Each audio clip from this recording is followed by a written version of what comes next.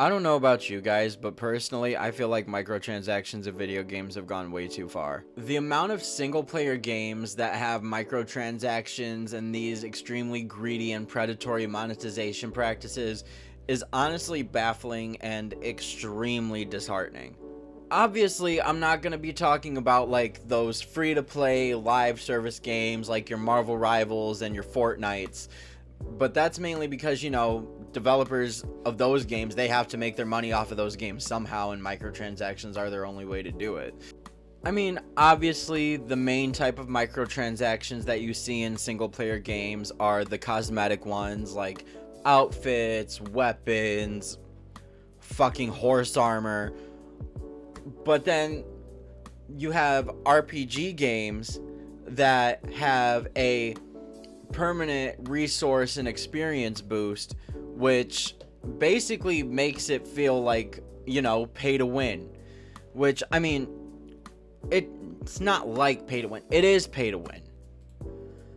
I mean, the amount of boat packs and outfit packs and weapon packs that are in Assassin's Creed Valhalla is just insane to me.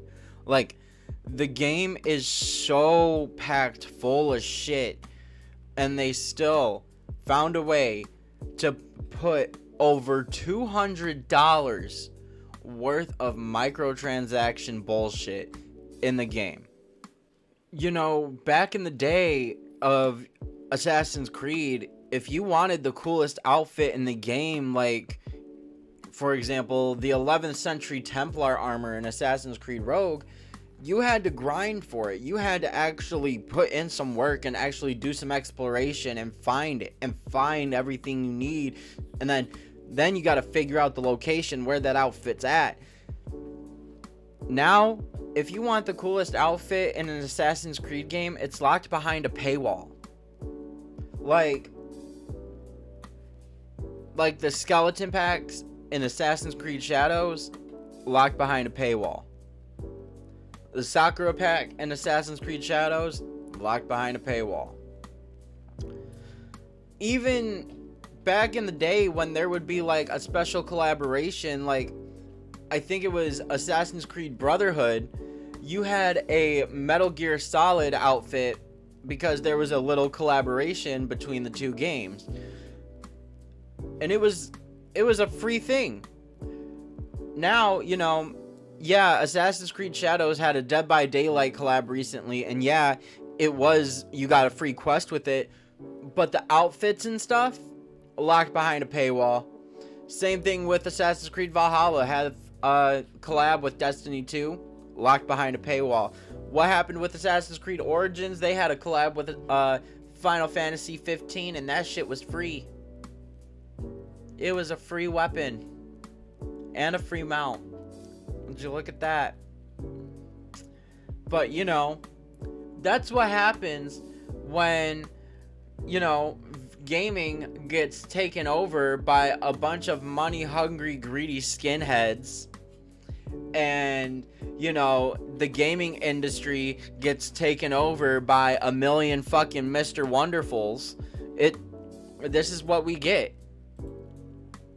And now we're getting to the game I really want to talk about when it comes to predatory microtransactions. Fucking Mortal Kombat 1. Now, let me tell y'all something about Mortal Kombat 1 and their microtransactions, because it's some shit.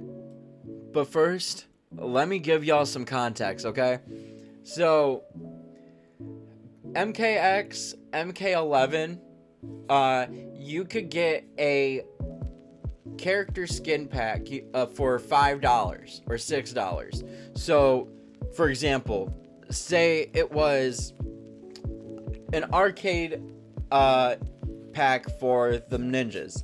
So you would get the classic Mortal Kombat 2 outfits for Sub-Zero, Scorpion, and Noob Saibot, and this was for Mortal Kombat 11, mind you, and it costed $6.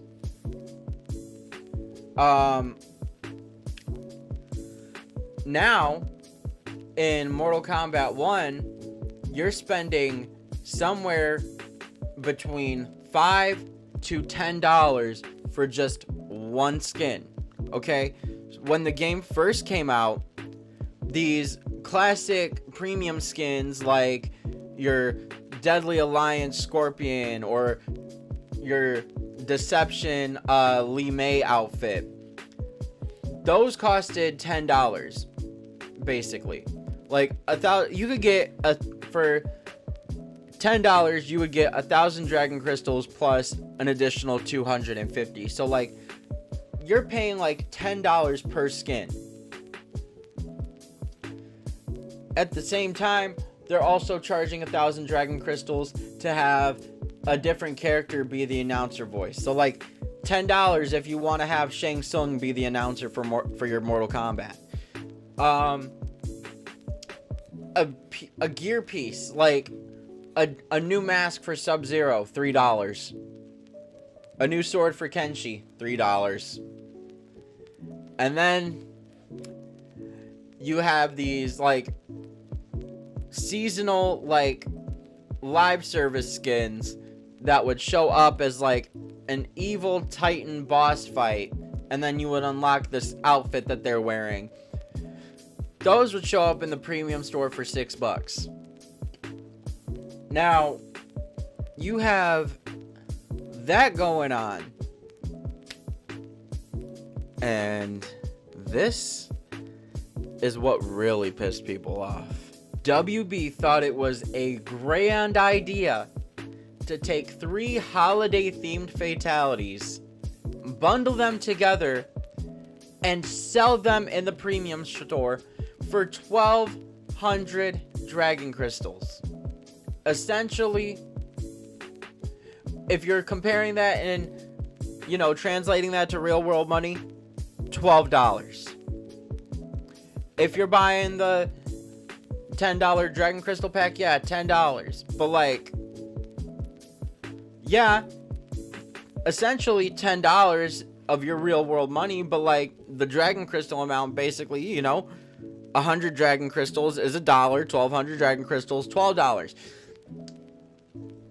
People bitched like there was no tomorrow. And as a result, what happened?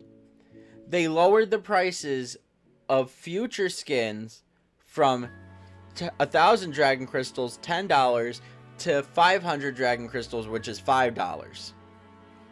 But they kept all the previous skin prices the same. So your Deadly Alliance skins for Sub-Zero, Scorpion, Natara, your Deception outfit for Lee May, that should stay $10. And to this day, when they show up in rotation in the store, it's $10. I still can't get over the fact that they want me to pay $10 fucking to have Omni-Man be the announcer. Or have Homelander be the announcer. Why the fuck would I pay $10 to have Homelander be the announcer for my game, when Anthony Starr didn't even do the voice for Homelander in Mortal Kombat?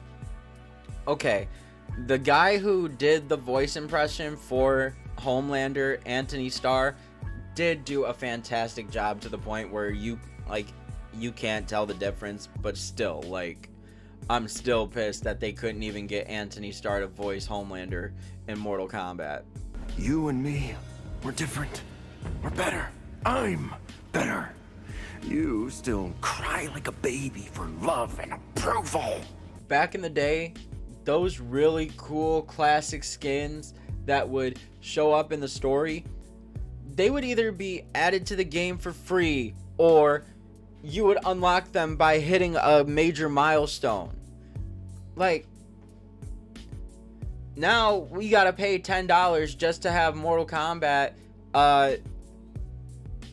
have skins that we like. We gotta pay extra money to... So basically, if I want Sub-Zero to look like he did in Ultimate Mortal Kombat 3, you're asking me to pay $5. The fuck? And then we get to the really greedy microtransactions. Super Monkey Ball Banana Mania, which is the HD remake or of Super Monkey Ball 1 and 2. I can't really call it a remake of Super Monkey Ball 2 because that's a story for another video. But if you wanted the classic music from Super Monkey Ball 1 and 2 to be in the HD remaster collection for Super Monkey Ball 1 and 2, you had to pay an additional $5 fucking for a classic music pack. Are you fucking kidding me?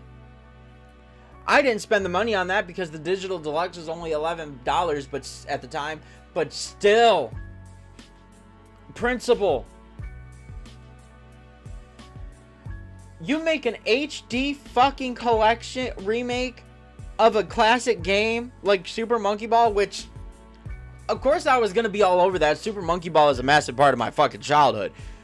But you're gonna take the original music out of the game so you could charge an additional $5 for it to be put back in? The fuck? At least there's some game franchises left that understand that their games have no place for microtransactions. Like, thank the gods that Sonic has not seen any type of microtransactions in their full price games. Now, the Sonic Forces racing game, you know, those mobile games, like, I can understand, you know, microtransactions in those, free to play, whatever. They got to make their money. Sega has to make their money. But I am so glad that, you know, Sonic Frontiers doesn't have these ridiculous microtransactions. Sonic Shadow Generations doesn't have these ridiculous microtransactions. And, you know, if they do have, like, an extra skin pack or whatever, you know, they're priced decently. And they're actually worthwhile. Like, oh my gosh, Sonic X Shadow Generations, you can have the concept Shadow. You can play as concept Shadow. That's cool as fuck. Oh, it's only $2? Fuck it. Oh, I can have a classic Sonic. Look how he did on the Sega Saturn, or Sega Saturn. Cool. $2, whatever. Oh wow, I can have Sonic Adventure 1's model of Sonic in my Sonic Generations. Okay. Sign me up. Like, yeah, they were pre-order bonuses, but then they sold them afterwards and they were no more than $2. I mean, I'm sorry, but like, a deal, that's just DLC to me. It's not like, oh, you have to buy this, you know, currency and then use that currency to buy something else. No, like, no. I fucking hate that shit. I hate microtransactions in video games. Like, I know I spent the last, like, however many minutes talking about it, but you get the point. And I know the last couple minutes of that rant was, like, a huge, like, ADHD nothing burger, but I don't give a fuck, okay? I don't. I'm just speaking my mind. You know, we have all these greedy ass monetization practices going on in games now, and I'm just fed up with it. And honestly, we need to start speaking up about it. Like, if everybody was able to band together and get the government involved to place regulations on loot boxes in video games, then the same should be said about microtransactions in video games. Like,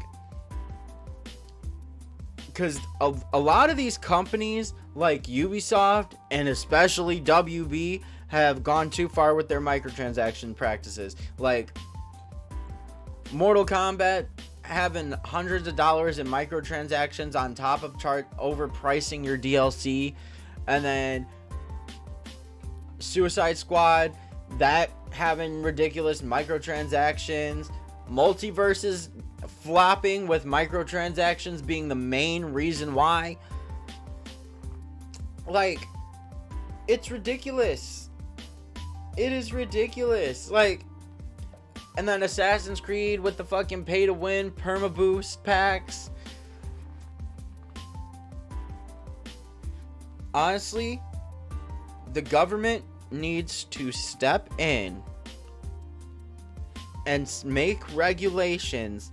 Like I just said, if they can make regulations about loot boxes in video games, then there needs to be a law that basically says you cannot charge real world currency to purchase in-game currency.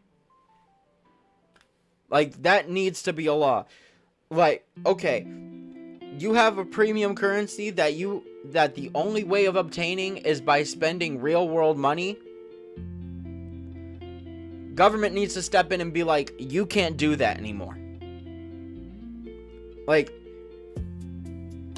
and honestly, as much as that is wishful thinking, it needs to be brought to different bodies of government in multiple parts of the world. Not just America, not just Canada, not just the EU, everywhere. You know, like I said at the beginning of the video, back in the day when we wanted something really cool in the game, like the strongest the strongest weapon in the game, the best outfit in the game with the best health benefits and armor, we had to work and grind, and getting it felt so rewarding. Now, you want something like that, you want the best weapon in the game, you want the best outfit in the game, that'll be $20, please.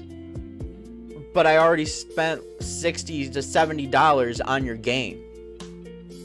Okay, so that'll still be $20. No, fuck you. If I'm spending anywhere from $50 to now $80 for a fucking game, you should not be charging me fucking $10 to have a new outfit for my fucking character. That's ridiculous. Oh, you want a outfit pack? Oh, $20. Fuck you, Ubisoft. You really want me to spend $23 on 2,300 fucking Helix credits just to get the Dead by Daylight pack for Naue and Yasuke? Yeah, no. Which, I'm going to end the video on this, regurgitating what I just said a couple minutes ago. Government bodies all over the world need to step in and say that you can no longer charge gamers real world money for in-game currency. You can no longer sell in-game currency for real world money. But honestly, until that happens, it's a sad and long road for gamers and their wallets.